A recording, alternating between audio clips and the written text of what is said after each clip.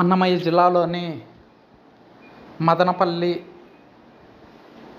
Sub collector కార్యాలయంలో ఆదివారం రాత్రి మంటలు వ్యాపించి కీలకమైన రికార్డులు కాలిపోయిన విషయం రాష్ట్ర వ్యాప్తంగా దుమారం రేపుతున్న సంగతి తెలిసిందే. అయితే ఈ సంఘటన వెనుక పెద్దిరెడ్డి రామచంద్రారెడ్డి హస్తం ఉందని అంటున్నారు పోలీసు అధికారులు.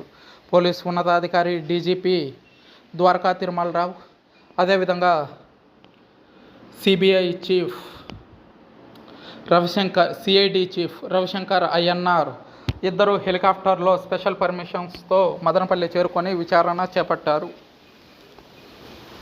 అయితే ఆదివారం రాత్రి ఆర్డీఓ కార్యాలయంలో మంటలు వ్యాపించిన సమయంలో ప్రస్తుత ఆర్డీఓ అక్కడే ఉన్నారని, ఆయన ఎలాంటి పరిస్థితుల్లోనూ సమాచారాన్ని పోలీస్ డిపార్ట్మెంట్కి కానీ కలెక్టరేట్కి కానీ చేరవేయలేదని, ఇంత నిర్లక్ష్యత దేనికి వహించారు అని అనుమానాలు తలెత్తుతున్నాయన్నారు డీజీపీ ద్వారకా తిరుమలరావు.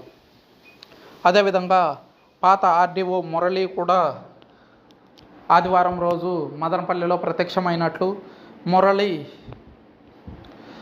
ప్రస్తుత ఆర్డీఓ హరిప్రసాద్ ఇద్దరూ కలిసి ఓ గంట సేపు చర్చలు జరిపినట్టు తెలుస్తుంది. అనంతరం అర్ధరాత్రి ఈ సంఘటన జరగడం, ముఖ్యంగా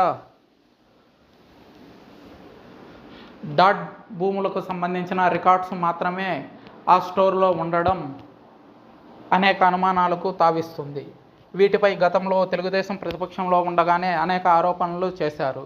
పెద్దిరెడ్డి రామచంద్రారెడ్డి భూ ఆక్రమణలకు, భూదందాలకు పాల్పడ్డారని, దానిపై ఎంక్వైరీ చేయాలని తెలుగుదేశం పార్టీ నేతలు, కార్యకర్తలు గతంలో ఉద్యమం చేసిన విషయం తెలిసిందే.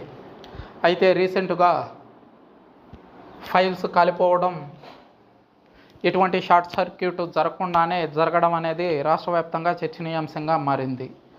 పెద్దిరెడ్డి మెడకు ఉచ్చు బిగుసుకోబోతుందా? దీని వెనుక వైఎస్ జగన్ ఉన్నారా? చూడాలి.